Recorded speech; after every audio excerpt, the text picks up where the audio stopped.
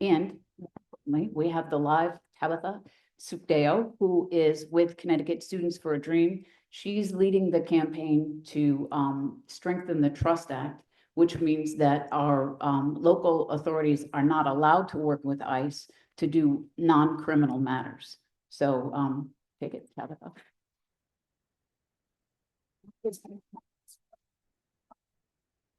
Hi, everybody. Good evening. My name is Sam Short, so I have to figure this out. Here we go. You guys can see me okay, right? Great. Awesome. My name is Tabitha Sukdeo, and I'm the Executive Director of Connecticut Students for a Dream. We are Connecticut's largest youth-led statewide organization that's fighting for the rights of undocumented youth and their families. I know that we have been involved with you all, and you all have been involved with us in the past. And, you know, I think that this has been an incredibly tough time for many different issues, and specifically for immigration. I'm originally from Guyana in South America, and I came to this country as an undocumented youth. And my situation is, you know, it's similar and also different from a lot of folks. Now, when I came, my grandmother was actually a United States citizen, but she applied for my family to get status, and she actually passed away before anything could be finalized. And so even though my family went through all of the different pathways to make it possible to regularize our status, it wasn't possible, and then we were rendered to be undocumented. So the immigration system is extremely broken. Now, you know, today I was actually in a bus with a bunch of our high school members who are undocumented, because we always do a day on the Capitol just to try to make sure that they learn what it means to build power. And we heard that ICE was in New Haven today, in the East Jack neighborhood. We received pictures of them, you know, with the Department of Homeland Security vests on. And so I had to go on the bus to make sure that all of our young people got home safely. We called community members and asked if they can just be outside of the high school, because I just, you know, I had this enormous responsibility of these undocumented teenagers on a bus, and I didn't know what to do. And so that's why we're fighting for the Trust Act, because what the Trust Act does is that it prevents this arbitrary, you know, accumulation of ICE coming to pick people up. And so I'm asking today if you can support the Trust Act. So much of what we're doing is to try to get ICE out of courthouses. We're trying to make sure that schools are protected, and you can protect the Trust Act by asking your legislature to support HB 7212. We're asking for as many people as possible to co-sponsor the bill. And so I'd love for you to help us with that. And if you need help finding your legislator, you can email us at organizing@ct4adream.org, and I will be around. Thank you all so much for your support.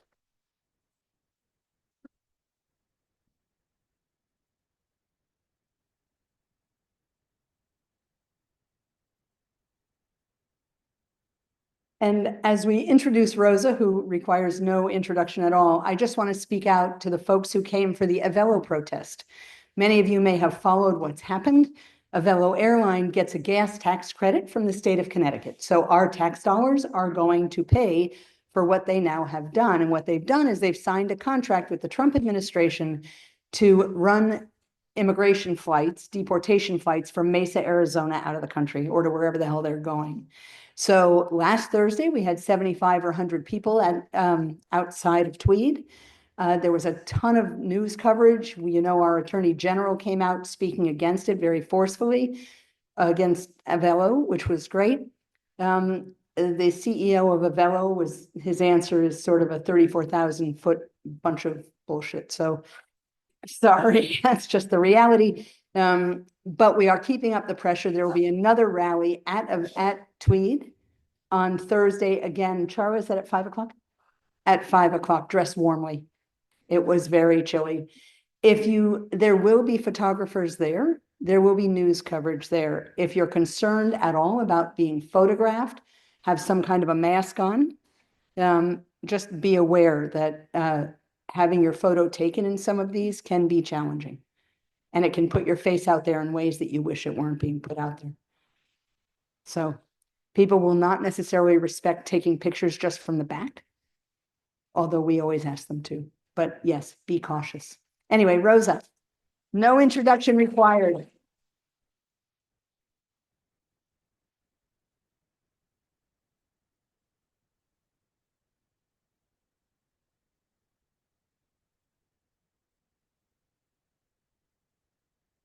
Oh, my God. Woo! Okay.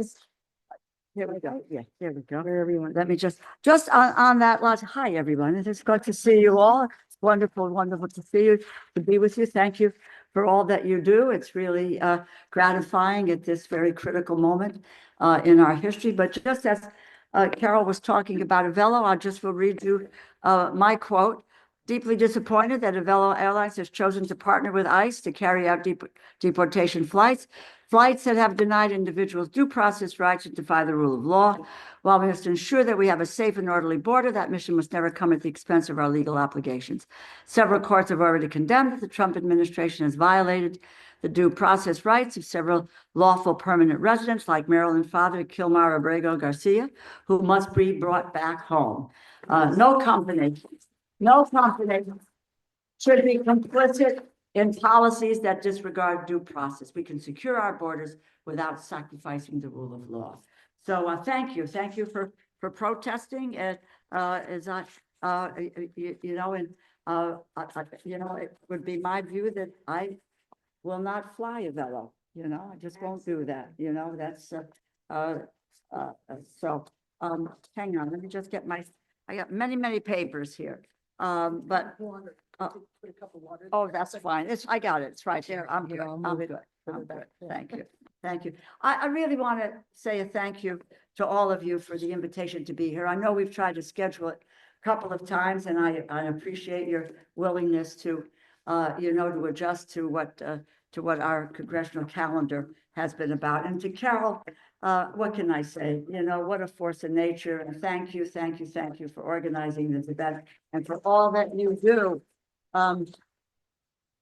I said a moment ago, I believe we really are at a critical point. We are confronting a constitutional crisis. It's driven by an underlying cost of living crisis. And we need to address both in order to protect the American dream and our constitutional system of government. President Trump is pushing the boundaries of his power in every possible way. And even more alarming, Republicans in Congress seem fine with letting him, even when their own power and constituents are impacted. Checks and balances need to be consistent in order for us to work. There is no better example than what is happening to the appropriations process. And you know, I'm ranking member of appropriations, was chair, and when we win back the House in 2026, I'm going to be chair again of appropriations. But that is how the government spends its money, through the appropriations process. And as the ranking member on the House committee, I oversee investments in our country's social services across the board. My friends, it's $1.7 trillion every single year. That is what the appropriations budget is. You know, you have various pieces of legislation that, the infrastructure bill, the Inflation Reduction Act, a farm bill for 5 years. These pieces of legislation last for a certain period of time before they have to be reauthorized. Appropriations is every single year that we dispense and appropriate this kind of money. And look, Americans today really are dealing with a cost of living crisis. It's especially hard for people who are on fixed incomes. And so I am laser focused on trying to keep down prices. It's true that people live paycheck to paycheck today. They worry about how they're going to pay for childcare, how they're going to pay for health care, how they're going to pay for their rent or their housing, etc., and how even to put food on the table. And in this district, you may or may not know this, Connecticut statistically is the richest state in the nation. However, in this congressional district, 1 out of 7 people do not know where their next meal is coming from. That's a reality here. And there's no, the United States, there's no lack of food. There's no lack of food here. We have an abundance of food. No one in this nation, adult child, should go to bed hungry. And when I tell you, and I'm getting a little ahead of myself, but the budget resolution that was passed a week ago has a $230 billion cut to the food stamp program. $230 billion. I'm alarmed, really deeply alarmed by the sweeping cuts and the freezes of federal funding that have been implemented by this administration. And while President Trump may have campaigned on the cost of living, he has done nothing but attack programs that Americans rely on. He has increased the costs for people today. Just have to take a look at what would be the result of the tariffs and what will happen there. This attack, first through an illegal funding freeze on grants and loans and continuing increases in efforts to slash or eliminate entire government agencies and departments. It really is breathtaking in its scope. The Department of Education has been illegally ordered to close. Yesterday, we don't know this for sure yet, but it's rumored that the president's budget that will be out in May will eliminate Head Start. Head Start, 50 years old. The difference it's made in people's lives, in children's lives, and really started in New Haven, Connecticut. The concept of Head Start came out of the community action movement years ago. It's extraordinary what they are doing. The next goal for education is to fire nearly 300,000 teachers. When you eliminate Title I grants that help 26 million students, so that your child's classroom may not have a teacher. May not have a teacher. 2 weeks ago, news came that 10,000 more employees will be fired at Health and Human Services, on top of the 10,000 who have already been forced to quit. These firings and these freezes are illegal. Above and beyond that, they are unconstitutional. What I want to do is, the Article 1 of the Constitution, I think it's Section 9, Clause 7, says the ability to tax and spend, the power of the purse, is conferred to Congress by enacting spending laws. Article 2 demands that the president take care to faithfully carry out these laws. And I think it's important. This group of people, I think, would want to know this. Civics. We learn civics that there are 3 branches of government. Kids learn that, and we have a system of checks and balances. We have to understand that the framers of the Constitution established a government with a balance of powers among the branches. It was a check on corruption. The check on corruption. Separation of powers, as James Madison put it, would be the means of keeping each other in their proper places. The framers believed that a free government must separate the sword from the purse and the power of executing from the power of enacting laws in order to avoid concentrating too much power in a few hands. The Constitution is full of these checks and balances on authority and the balances of competing interests. That is what is being abrogated and disregarded. President Trump spent his first days in office directing his agencies to disobey these laws.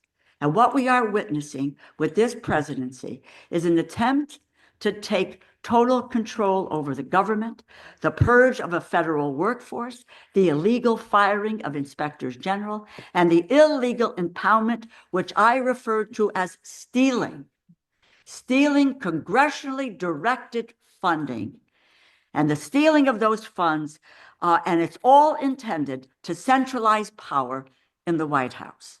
For every effort to cut spending unilaterally from the White House is at odds with Article 1. And you know, it's hard for me. I have a lot of colleagues on the other side of the aisle, people who I respect, people that I really do. I mean, I've been chair of appropriations. Tom Cole of Oklahoma has been the ranking member. We're now switched because the Democrats are in the minority. But Tom Cole is my friend, and I respect him. However, when Tom Cole says that the appropriations bills are a directive, it's not a directive. It's not a suggestion. It's the law of the land. And so it really does pain me. I've traveled with Tom. I went to the Middle East with him, last October, and with other colleagues, and that they are afraid and they're frightened to stand up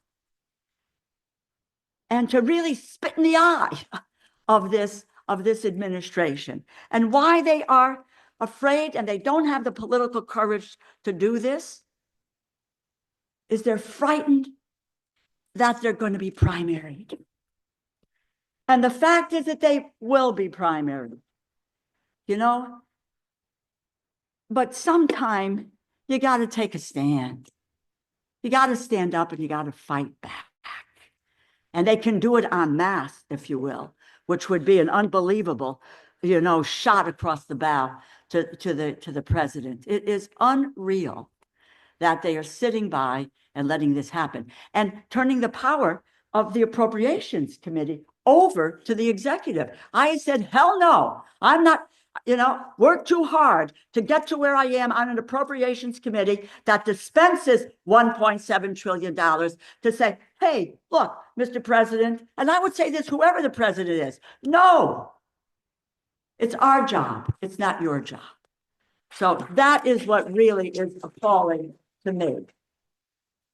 And the American people have seen these investments stolen before their eyes. Payment systems for Medicaid. First of all, Head Start was frozen without warning. Then there was casting the fear and uncertainty of the folks who rely on these programs with regard to Medicaid, to see a doctor, send their kid to a preschool. And we made some forceful objectives as Democrats, and the court actions forced the Trump administration to relent on this effort. However, as I said, we're anticipating a budget come May that would eliminate Head Start. President Trump and his deputy, although I call him President Musk, gotta tell you, I started that. This is not self-serving. I started this last December, calling him President Musk when he tried to disrupt the appropriations process last December. He is unelected, unchecked billionaire. He has no authority. DOGE is a construct. It's not an official department. It's not like education. It's not like transportation. And they claim that they are cutting wasteful spending. Musk has called Social Security an entitlement and a Ponzi scheme.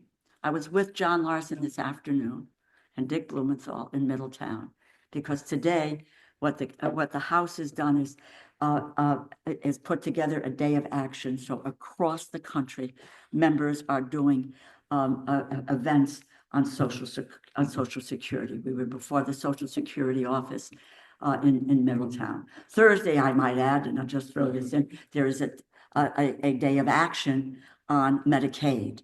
So we'll be doing stuff all across the country on Medicaid. Next week, day of action on cost of living and what's going on in that effort.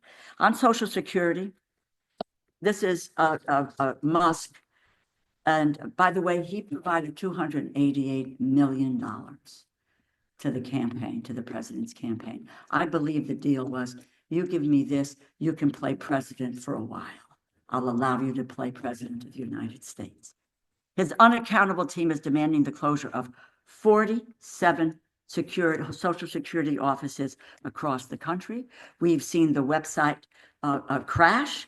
At 26 of those offices he's going to shut down this year, and they're firing 7,000 employees.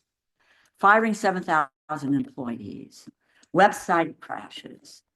The one thing, and I'll talk about public outcry in a second here, they came forward with saying that no longer can you use the telephone to find out about your benefits or to verify your eligibility, that you have to show up in person. You have to use the internet. And I think about my mother. Folks here knew my mom in her 80s. Imagine, she was relying on Social Security on the internet. I couldn't even help her with that. I had to get my grandkids to help her if that would be the case, for God's sakes. You know, you think about it, what they're doing. But on this item, it was a public outcry. And so what they did was they came back and said, we are going to delay what we're doing in this area, but we're not going to make that a case for Medicare recipients or for people who have disabilities. Public outcry is critical at this moment. But with regard to Social Security, again, at this event, there was a woman there, her name was Betty Marfino. She started to talk about, in Middletown, poorhouses. There were poorhouses in every city and town in the state of Connecticut. But Franklin Roosevelt lifted 90% of seniors out of poverty. We're going to go back to poorhouses? Is that what the goal is here? Hell no. Hell no. We're going to fight them. And what they want to do is privatize Social Security. If you strip it of its infrastructure, of its staff, of the tools that allow it to function so people can get their benefits, then people say, well, Social Security doesn't work. This doesn't work. We need to do something else. We need to do something else. There's method to the madness here. Method to this madness. So, you know, this is not wasteful. It's not fraud and it's not abuse. We check Social Security over and over again. They've met every payment since it was started, every month, you know. And so I'm going to fight, and I know all of you will, for the programs that serve the most vulnerable Americans, whether it is nutrition for hungry children or health care for seniors. And this is why we must be constitutional and restraining a lawless executive for the sake of the health, the safety, and the freedom of the American people, for the sake of our survival of a constitutional system of government. So how do we fight back? How do we fight back? The courts are our friends. And before I came, there are about 192 ordinances that have been filed. I've either had a blocking of the action or a deliberate restraining order. And this is its executive order ending birthright citizenship. Now, with regard to the courts, there may be some of you say to me, well, why the hell, DeLauro, are you filing a suit? Why is it the House of Representatives filing? Why is it the United States Senate not filing a suit? We can't. We're in the minority. We have no standing. We don't have standing. Michael Johnson has standing as Speaker of the House, but hell will freeze over before he would file. However, we are working with Democracy Forward. We are working with ACLU. We are working with all of the organizations that are filing suit. We are providing them the information they need to file that suit. And we are filing amicus briefs, friend of the court.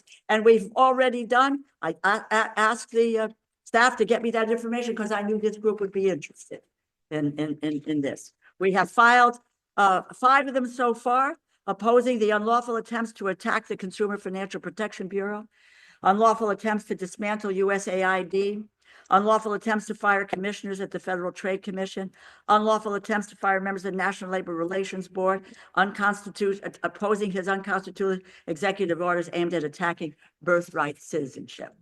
So we're on it. We are doing that. So you've got the courts and what we will do. The second piece of this fighting back is legislation. And I'll be the first one to say to you, what a hell of a long, lengthy process. You know, what's happening now. But it is important for us to file legislation to attempt to stop what they're doing. We do not have 218 votes. Quite frankly, all we need is, I don't know if it's 3 or 5 now, Republicans to come over, if they would stand up and fight on some of these issues to win these things. But we can't win. But we can use the legislation as a sounding board to fight and to bring to the attention of the American people what is going on and what we could try to do to stop it. There's all kinds of legislation in education, on Social Security, whatever is out there, we are moving forward on filing that. And if we can get what we call a discharge petition, and you could get there, you need to have 218. If the Republicans will not bring a bill to the floor, and in the majority, they have the authority. We cannot bring bills to the floor. They bring the bills to the floor. But if you have 218 votes on something, on an issue, because 218 people have signed up saying, let's bring this to the floor, it's a discharge petition, then we have a shot at doing that. And we're filing discharge petitions, and I think we're filing 3 or 4 at the moment. We don't have the 218. But it's a statement. It's a record of what you want to try to do. So I talked about the courts. We're going to continue the amicus briefs and where they are. The second piece, as I said, was the legislation. Now let me get to the third piece. Channel public outrage through the Congress. I am working and helping to lead an effort in the House to defeat this self-destructive assault on this nation's institutions. We staunchly opposed the continuing resolution because we couldn't come to an agreement. And I'm going to tell you about this because this is important. The continuing resolution, we couldn't come to an agreement on what the budget or the top lines for defense and non-defense were going to be for 2025. And we did have negotiations and negotiated with Patty Murray and myself, with Susan Collins, and with Tom Cole, what they call the Four Corners. And I will tell you, we were that close, that close. The Saturday before the vote, I called Tom Cole and I was talking about this. He said, Rosa, the speaker told me to stop negotiating, that we are going for a 1-year continuing resolution. He said, if it is defeated, we can go for what I had introduced in the House was a 30-day continuing resolution, which would have given us enough time to hammer out the details and get the bills done. He said we could move to that. Well, you know what happened in the House. We didn't win it in the House, but so damn proud of the House. All but one voted no. And that was even a number of our frontline members. These are the members that are most seriously electorally challenged. They threw the gauntlet down and said, no, we're voting no. Then it went to the Senate. And I called. I'm going to tell you all the people that I called. I called the 8 or 9 people that wound up being the yeses. I called Chuck Schumer. He didn't return my call. I spoke to Dick Durbin. I spoke to Maggie Hassan. I spoke to Schatz. I talked to Shaheen. I talked to Gary Peters. And I went down the whole list, almost pleading please, if we stop this here and they don't get the cloture vote, Patty Murray had the same bill that I did in the House for the 30 days. It was a false choice to say it was either it was about keeping government open. We had an alternative to doing that. And I'll be frank with you. So if we would have denied them cloture, we would have introduced the resolution. They would have probably voted against it.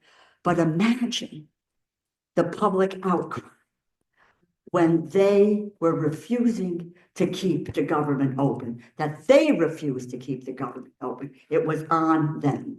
And I think the amount of public outcry on that could have moved us forward. And so, look, you can tell by my voice, I'm still annoyed about this. I am still annoyed, but I tell you, I suppose, sadly enough, to Congress to know, you lose that one, but you move on to the next one and you see where we go, which is where we are now. But I do believe that I have to work with myself. Guys were fine. You know, our guys were fine. But it's going to be the House of Representatives, in my view, that is going to lead the Democrats and lead this fight. I believe that. I believe Hakeem Jeffries is as strong and as tough as anyone can be. I know it personally. I work closely with him on appropriations. And I would just tell you, he stands up and he said to Johnson, and he said to the Senate, Rosa does appropriations. We follow her lead on what we are doing. And he doesn't waver for a second. He doesn't. And it was great. And he was surprised at what the Senate was doing.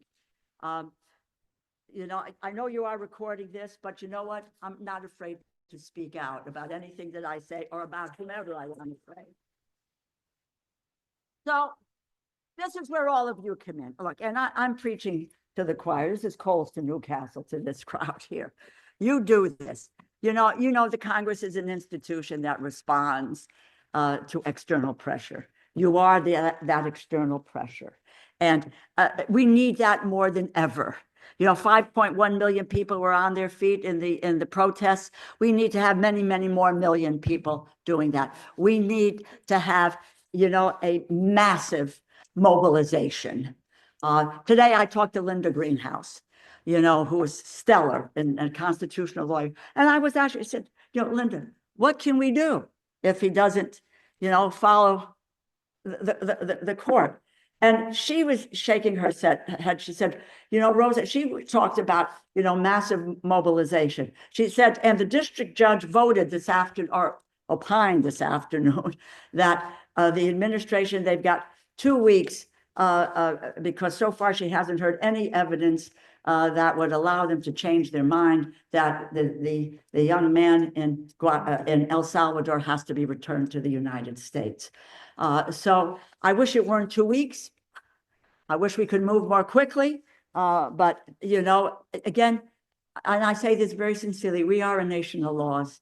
Gentleman last night said to me, I was at Whitney Center, some of you know, with about 100 or more folks. Gentleman said to me, he says, why don't we do what South Korea did? We surround the president's house until he leaves. And, you know, I understand the frustration. I understand the anger. But what sets us apart as a nation is the rule of law. And if we abrogate that, then we take away what the strength of this nation is all about. We need to go national. I wish I could take a year off and mobilize the country. I can't. I wish there were a general strike. I think this is something, you know, we need to do these kinds of things. And I started to put in calls to some of the union heads. I did that this afternoon to see if I can sit down with some folks to talk about how they can plan on, you know, I can't put together a nationwide mobilization, you know, my staff will kill me. They're all sitting back there. They would just say, no, please help us, you know, anyway. But if to take back the Congress, and I said at the outset, we can. In 2026, we can take back the Congress. I believe that strongly. But it's organizations like Indivisible. You do it all. You make the calls, you write the postcards, you protest at the airport, you do it all. That has to be multiplied around the country. Last night, I found out about a group called the Third Act. They are phenomenal, right? And I'm going to get the list of all of the chapters, and I'm going to get that material out to my colleagues who are around the country doing these events. There's 600 members in Connecticut alone. See, that is the first time I heard about it last night. And so we've talked to him today, and we're going to get that information and get it out to members. So that you also know, members are all over the country with teletown halls, with in-person town halls. My friend from Wisconsin, Mark Pocan, is going into the Republican districts in Wisconsin to do town halls because the Republican leadership has said they shouldn't do them because they're getting criticized. Right, you know, right. Don't listen to the people who elected you. Don't bother. It's okay. You know, hell, it's not okay. You know, they got to feel that pain. So, but they are. And I know a lot of people say, what are you doing? What are you doing? They're there. And I'm going to just tell you, you know, and if you have suggestions about the kinds of things that we can do other than just surrounding the White House and forcing him, you know, to leave, you know, I'm so happy to entertain that. But more than that, I'm happy to entertain your questions. Thank you very, very much for listening to me. Thank you. Thank you. Thank you, my dear. So actually, we've got several questions that were submitted in advance. And Vanna will carry the other mic around. Okay. I love it. I love it. I love it. So one of the big questions that keeps coming up, and actually I'll back that up. Third Act, Bill McKibben, the major environmental activist, we started 350.org, not 314. We started 350.org. Absolutely about environment and climate, and his whole purpose of Third Act is getting our generation activated with the younger generation Yeah. to do the work towards climate and environment. And like I said, in Connecticut, there are 600 members and counting. So it's an amazing group. The question that keeps coming up of several, one is, so how we know that the courts actually have no teeth to do something, right? So the Supreme Court says, yes, bring this guy back, but they do it in sort of mushy language. They did. They said facilitate rather than to, you know, Then just do it. effectuate. Yeah. But it's really clear that Trump just couldn't give two rats butts about what the courts are saying. And he's basically saying, yeah, no, yeah, no. And it's happening with a lot of things. So one of the questions we keep getting asked is what kind of teeth are there in any of it, other than, I get it, about certainly going out in the streets, which obviously we do that. Right.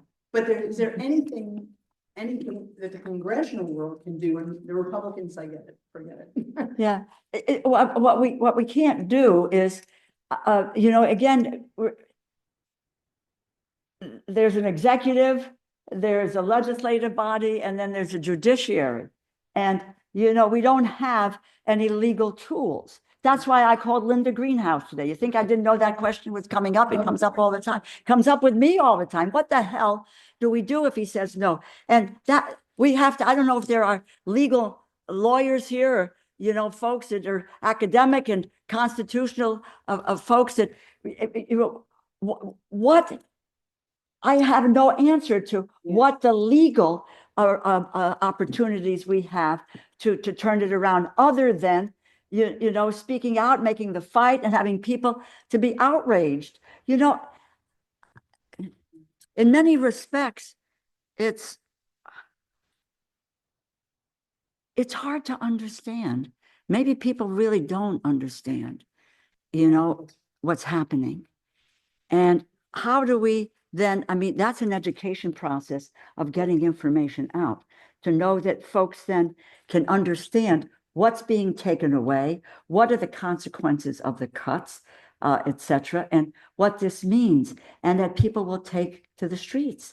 I truly do believe that is a way for us to make that statement, because it was Abraham Lincoln said, public sentiment is everything. Without it, you have nothing.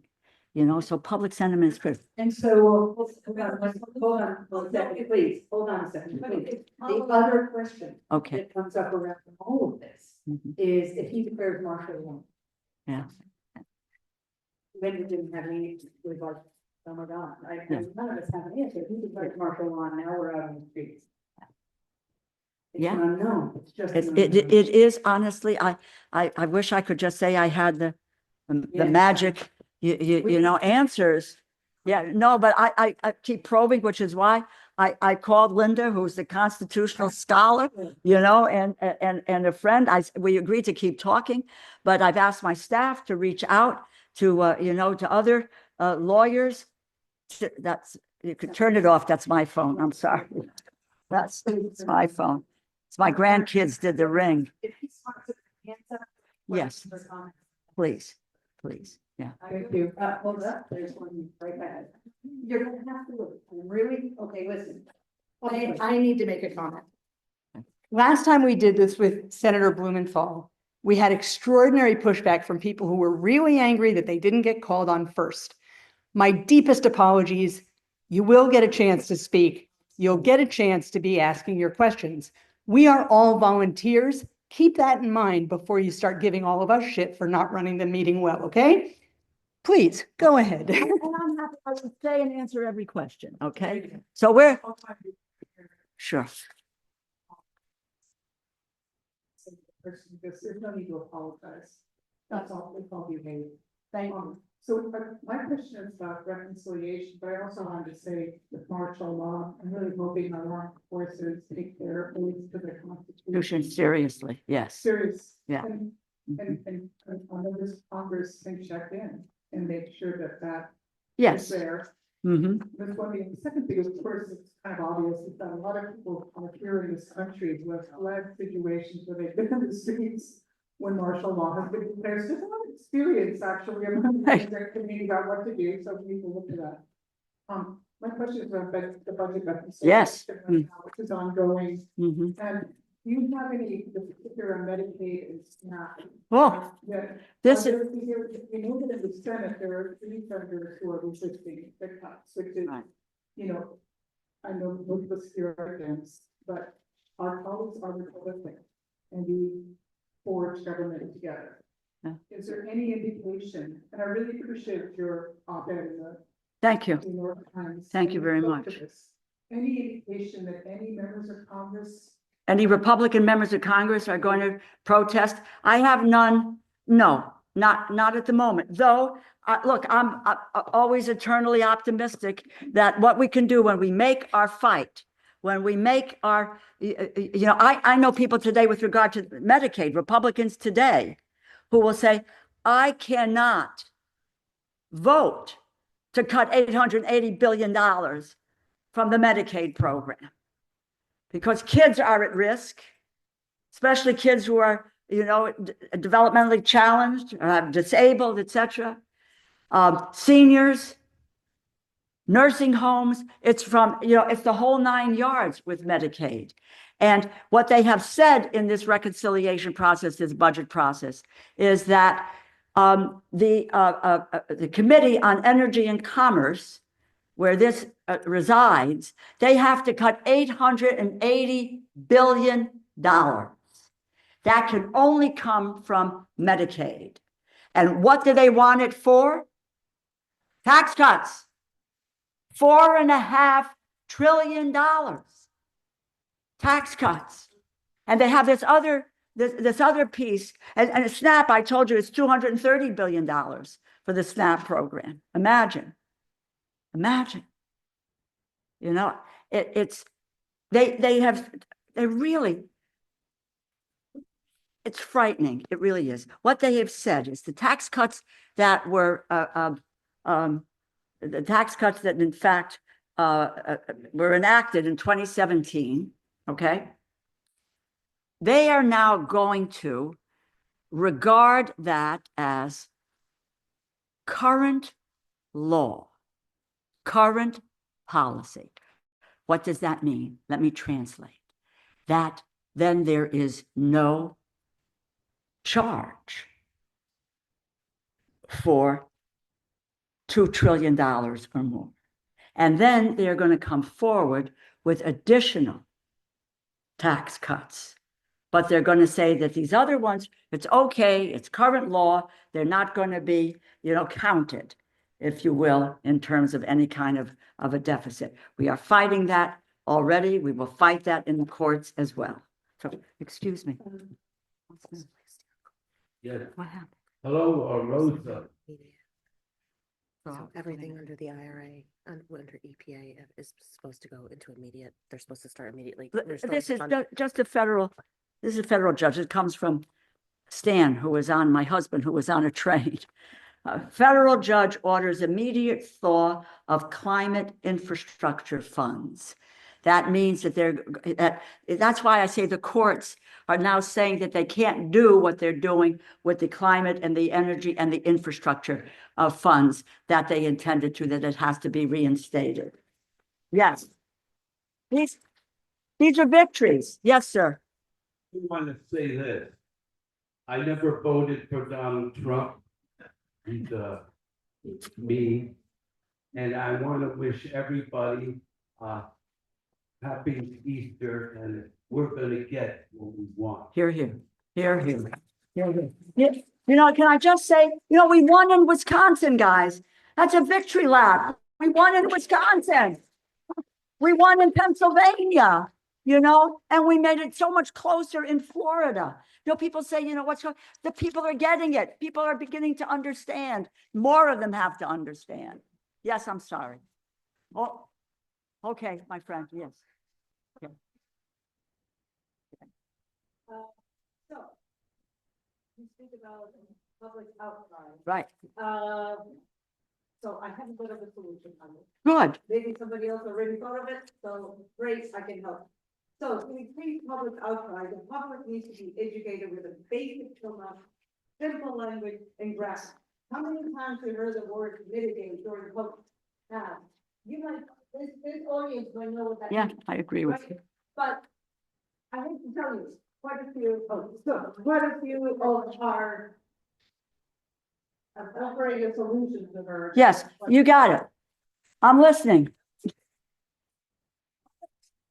I thought we're all at the same time. So, for example, executive orders are happening just about every day. Right. I'm convinced that the majority of folks don't know what it is and what happens afterwards. So, Simple language. I got it. simple. Did anybody remember how a bill becomes a law? Did anybody see that little video? Sure, you can watch Schoolhouse Rock. So, this is the solution I'm offering. I got it. How Simply spoken. Right. So some of the things was right over my head. Okay, So how do gotcha. we get the people, who do we ask to do this? And I'm willing to also offer my. Yeah, no, I think you're right. We have this conversation all the time. For instance, people make a reference to oligarchs. Nobody knows what the hell an oligarch is. You guys know. When I speak about Elon Musk, I speak about an unchecked billionaire. Who is, and with no authority. I don't want to have any other, the biggest issue that we face today is cost of living. People understand cost of living. They can't deal with high prices. You're right. We have to be very careful. We have to have simplicity in the message. What I am suggesting to my colleagues is that we frame what we say and do, and I've sent them all a memo in terms of cost of living. And what you can say is that, Donald Trump promised to bring down prices. He's making it worse. He has allowed government to be taken over by an unchecked billionaire, Elon Musk. We need to drive down the cost of living for families. And if you talk about Social Security, that's a cost of living issue. You can talk about Social Security through that prism. You talk about veterans. Wow, what they're doing to veterans is really unconscionable. You can talk about what's happening with their cost of living. When you lay off 20,000 people, what happens to their families? These are not numbers. You're right about simplicity of message, and we need to be more careful in dealing with that. I agree with you 100%.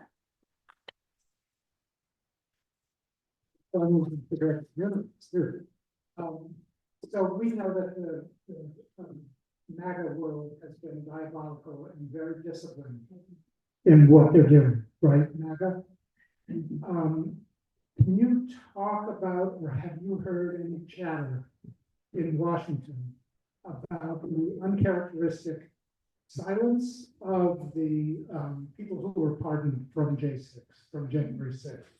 Because I think that speaks loudly to what we may face if we do the kind of thing that I think we all have to do, which means inconvenience and sacrifice for us.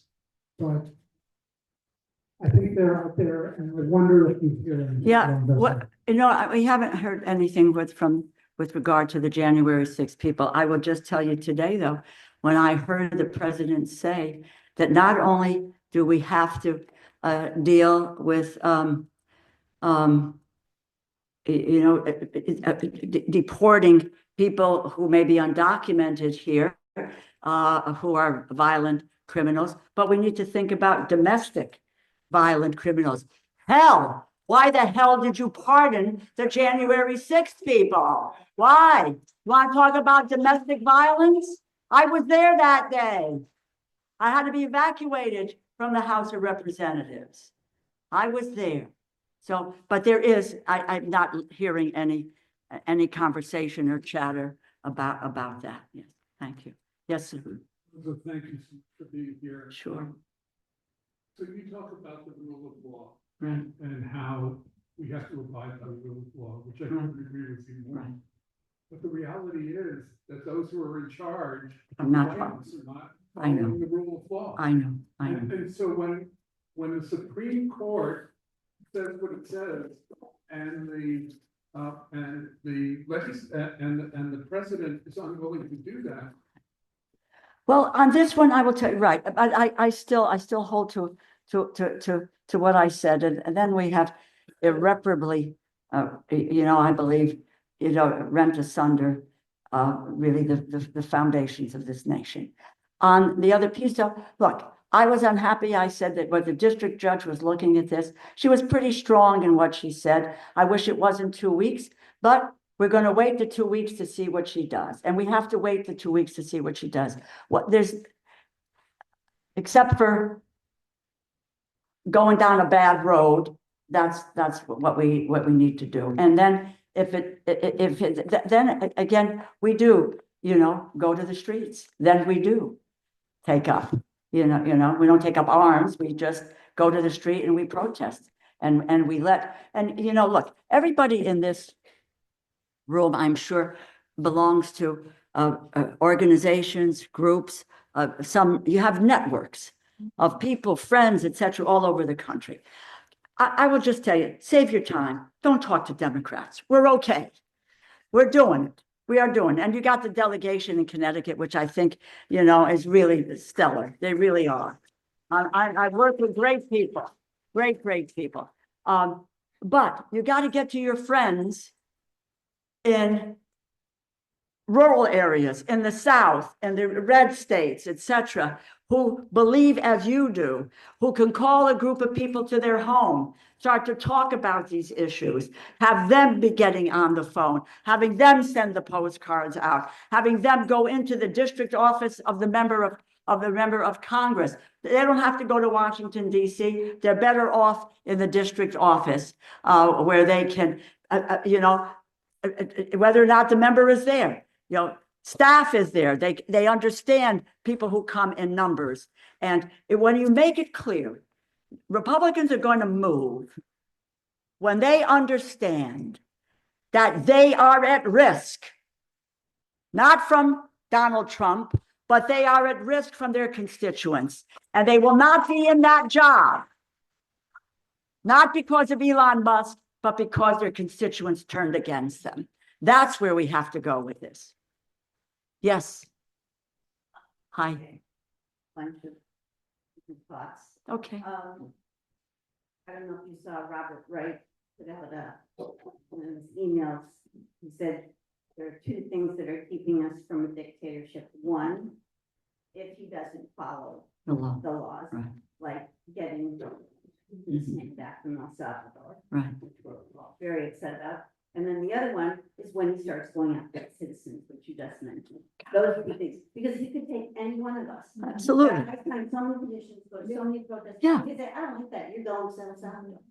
So that's terrifying. The thing is, look around us. I've been to 4 protests this month. It's a blast. But it's mostly people our age. I'm standing on Maven Green last, 2 weeks ago, and we're in the middle of like, I don't know, how many colleges are there in New Haven? Right.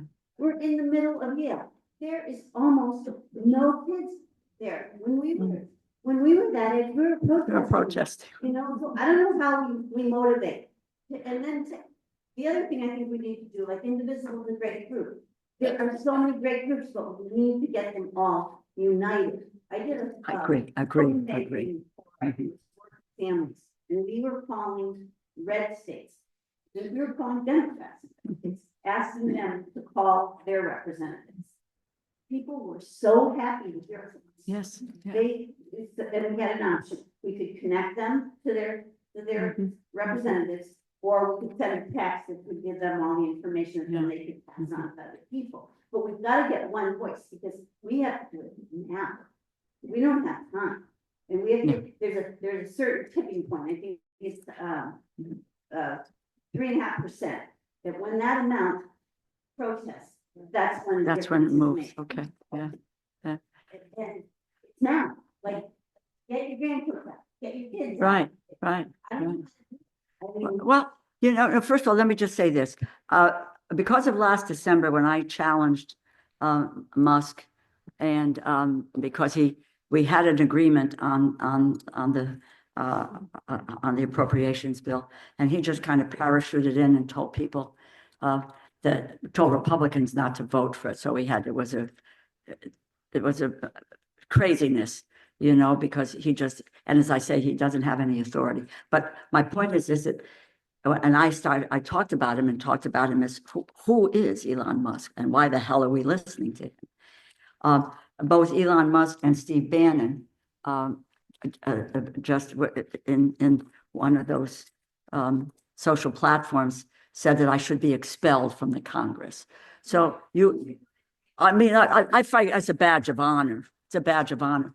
But I'm just saying, just to your point, I think, they're scaring the hell out of people, and people being fearful that they will be picked up on the street. They just took visas away from a whole number of young people at Yale and at UConn. So they're doing that. With regard to young people, this question came up last night. I don't know. Help me with this. It may be that the issues, they care deeply about the environmental issues. They care about where they're going to go in the future. They care about student loans, student debt, et cetera. And when we talk about education, they're going to just diminish the financial aid portion of education, et cetera. But we need to have a message that really resonates, and I think it's mostly has to do with what their future is going to be like, and what that's going to be like, their opportunities for the future. There are kids today that, in the labor appropriations bills, what they have done is to eliminate the work training programs for adults, the work training programs for youth. I'm hoping in education that they're not going to diminish the Pell Grant. We got to fight for that, but we need to look at those places that really affect younger kids, college kids. I have a bunch of interns in my office today. I hope they would be on. I asked them, where are, and I think they're nervous about the protesting too. Oh, God, yeah. And colleges. Nothing could be more terrifying. Yeah. For me, the woman Just to say, 50501 is actually the younger people, they organize. Okay. Meetups. Oh, they did that one. They did the stuff on 2 weeks ago. Yeah. They organize on Reddit. People with demographics from us. Yeah, they were the folks that organized for 2 weeks ago. And Well, Also, it was mostly Florida, there wasn't it? yeah. there are 47 groups in Connecticut alone. Because he was a. It was scared, right? In Connecticut, Right. on Sandy Hook. Right. and compassion. Did anyone else here have a young person say People they were were scared. scared for us Of course. when we went to the, anybody else? So let me just comment, because this is kind of germane to what you're saying. So I've just launched this group of Connecticut activist leadership, like all the different groups that are out there, not just the individuals. There actually are 47 groups in the state. Some older, some are newer, and demographically, many of them are younger. And we're gonna be doing a whole leadership conference, I think in June is my understanding when we're gonna put it together. But just so you know, there's actually a very intentional effort to bring in 501, working with it, our younger, the environment kids, and, you know, March for Our Lives. That whole demographic, in fact, March for Our Lives, David is gonna be. David Hogg, he's great. David Hogg's gonna He's be fabulous. speaking, but anyway, sorry, I didn't think totally take that. Please, go ahead. Hi. Sorry, I'm just a little bit nervous. Don't be nervous. Like, there's nothing to be nervous about. 501. If it's only thing you put that on Reddit, it is absolutely phenomenal. People my age are on there, they're having discussions, they're coming together. Just side note, highly recommend it, but I'm a constituent of Madison and Guilford, and I just want to bring it back to Connecticut for a second. Sure. From my understanding, Elon Musk wants to privatize Amtrak. I'm a child of 9/11, I'm a millennial, but nothing but an uphill battle for me to own a home to exist. I work 60 to 70 hours a week, so on and so forth. My partner has been with Amtrak for 16 years, and I am so afraid that just when we are starting to be able to exist in the state of Connecticut, in the area that we grew up in, that he's gonna lose his job. And I just wanna know what we can do to protect our employees of Amtrak, and there are hundreds of them in Connecticut. Well, first of all, you should know, I travel Amtrak twice a week. That's the way I get back and forth to, I used to see Penny in the train station there, she was going to see her grandkids, right? So I'm very protective of Amtrak, very protective of the Northeast Corridor, and making sure that we can, you know, that in the appropriations bill, and this is what I'm trying to do.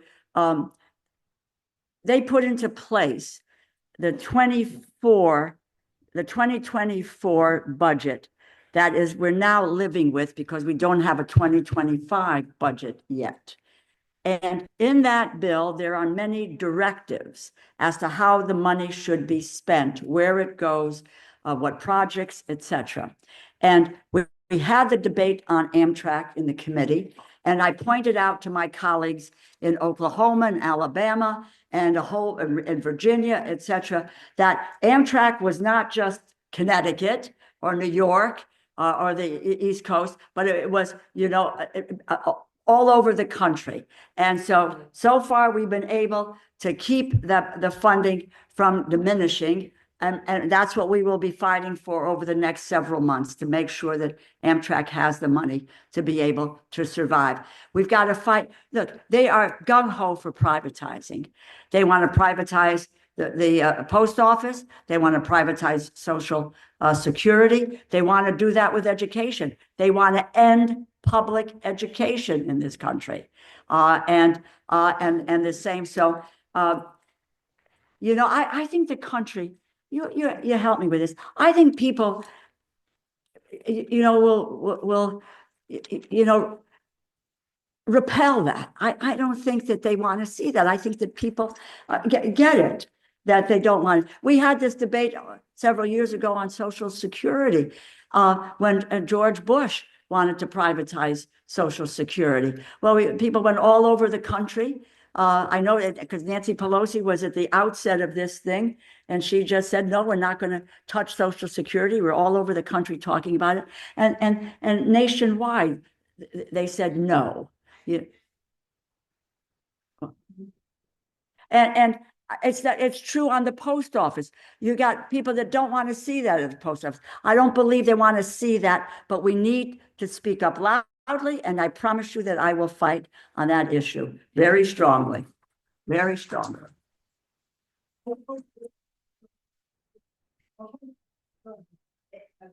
I think the big problem right now is that we don't have a centralized meeting. That people don't know what's going on, like they did with George Bush. You're not getting the news the way you should. Well, can I just say something about the media? I'm one, I mean, I really, I do interviews, I do all this stuff, I respond, etc., go on the shows, etc. But the media is not terribly interested in telling this story. They are not, because they want to just say, I'll be honest with you, they want to say, you go on, the first question they ask is, well, why are the Democrats not doing this? Why are they not doing that? Look at their numbers. You want to take a look at numbers? Donald Trump's numbers are going down. His numbers are going down on how he's handling the economy. The only place his numbers are up are on the immigration issues. Everything else is down, but they don't want to talk about what are the consequences. I've had calls and conversations. I went on when we were doing the continuing resolution with Dana Bash, and so forth, say, no, it's not it's a false choice to say the government has to shut down. But the only question to me was, do you want to shut the government down? Hell no. But that's the media is, they have their own stories that they want to tell, and they want to look at the horse races of who's doing what. And by the way, in terms of who would have been blamed for the shutdown, and I told this to my Senate colleagues, that polling data showed that both Trump and the Republicans, 53% would have been blamed for a government shutdown. Yes, I'm sorry. Oh, okay. Make it anyway, come on. Died in Linda McMahon. It was heard the other day. It's not AI, it's A1, like the sauce. Okay. Oh, so like the sauce. Right, she didn't know what IDEA was. She didn't know about special education. Right. So, I loved that when we had our little thing and joy, but he rules by fear. Yeah, And right. unfortunately, people are responding to fear. When I saw that young woman at Tufts, Mm. and I saw. I got scared. Masks, and this poor young woman, or when I saw Miss Nome down in El Salvador in her sexy outfit, Right. with her 50,000 Rolex watch, but most of all, when I saw how those human beings lived and are treated, and this stupid idiot that runs the country is saying, well, build 5 more and we'll sell our Americans to them. Mm. I want to remain optimistic, but somehow people have to also understand the fear that can happen. No, the fear is out there, but it's very. And I'm not sure how to do it, because we had the most wonderful protest in Guilford a week ago, Saturday. Yeah. I know, how many people were there? I couldn't get to the death. 1,200 people. It was absolutely incredible, and people thought we had known. We would have been, yeah. I agree, we've got to kind of get together, and I don't want to rule this fear. People should. But people have to be, I had this conversation with educators. I've been doing Zooms with the various groups. I did farmers, I've done hospital people. I did today, I did education. I can't remember what I did yesterday. Farmers, thank you very much, Allison. But I would just say is, on education, one of the participants said to me, well, I said, are you able to send home? You send notices home with the kids that say the bus schedule for this or that or whatever the heck is it, the cookie sale, whatever it is. I said, can you send something home that explains to parents, as a result, you don't have to, be, confrontational or a screed in politics, but just let them know that we're not going to be able to do this program, that, because the federal funds have been cut off. And I don't see why we can't do that. Then she said to me, well, we don't want to scare. There's a lot of anxiety. We don't want to scare people more. Hell, we got to scare people. We've got to scare people. We do.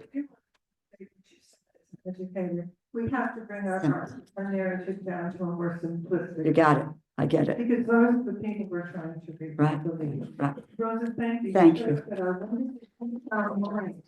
Thank you. I would just say, your point about centralizing, what we need to do, because every group is doing their own thing, but what we need is a central coordinating body where every group, they each have a different mission. However, we have the same goal. And that's what's got to happen in terms of maximizing of this massive mobilization here. It's got to be one organization. Okay, Howard. Thanks. Rosa, I actually two related questions. I mean, Sure. Related to these questions that are, they're related to these questions that other people have been asking. Sure. The first one is sort of it's difficult to answer, but simple. It's always seemed to me that the threat of not getting reelected by primary, for example, Yeah. doesn't explain why so many Republicans, many of whom spent their lives carrying Yeah. concern. There has to be some other kind of extortion pressure, the same kind of things that cause the law firms To cave. to cave. Yeah. And so the first question is, do you have any thoughts on what that is? It's some kind of extortion threats, personal threats? Yeah.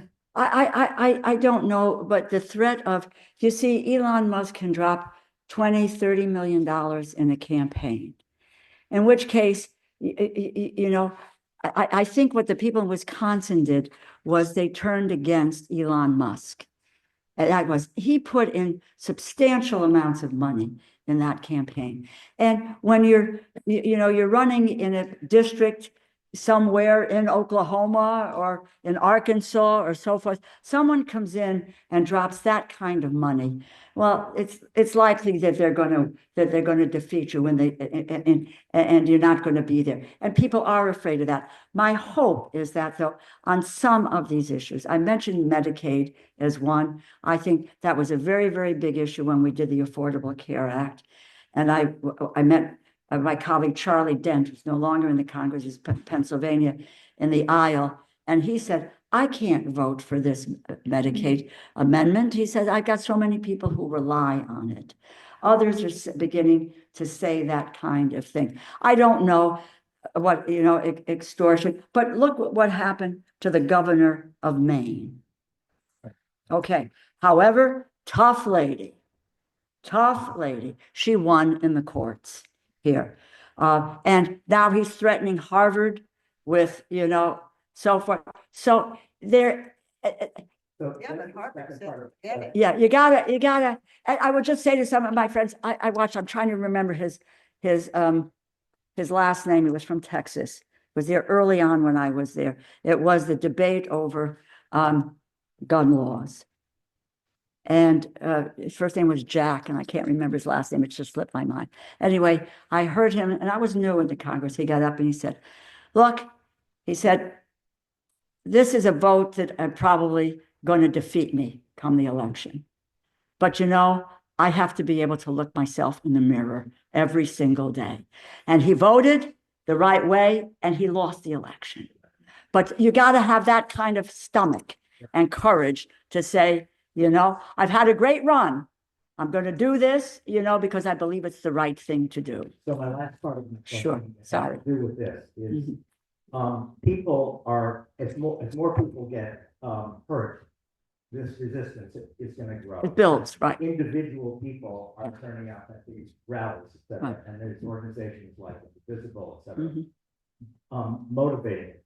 But where are not just elected representatives, but the powerful institutions that represent these different entities?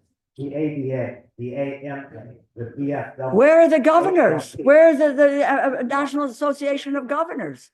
Is there anything that members of Congress as leaders can do in community? And you mentioned unions earlier.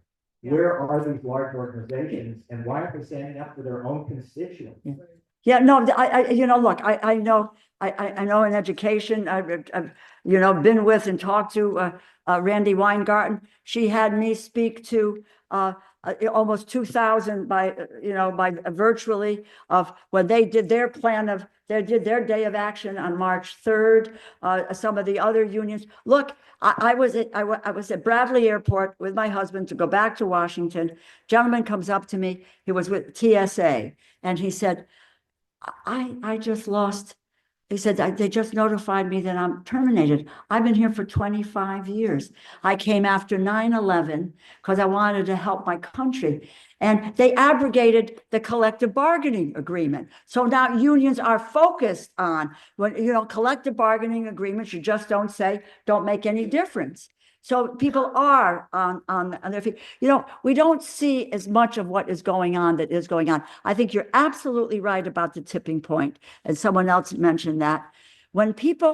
Sometimes people say, well, this is not going to harm me. But when it does harm me, they will respond. And believe me, everything they do is going to harm an individual in this country. Whatever they are doing, it's there. Whether you're a veteran, whether you're an educator, whether you're a senior, whether you're a kid, whether you are parents, the whole 9 yards. It's that libraries, they just cut off $1.2 million to the libraries in Connecticut. I mean, it's just madness. But people are going to feel it.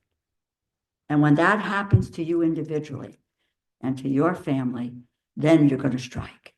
Then you're going to turn around. You're a total treasure. Well, Thank you so much. I love you. Thank you. Oh my God. Thank you all. Really delighted to be with you. And it's exciting that you're taking such an interest. Now is the time and you're there. So let's do it together. I believe when we fight, we do win, guys. Thanks. Thank you. Please donate. Donate. All of the money, we have to pay the rent space, we have to pay the postcards.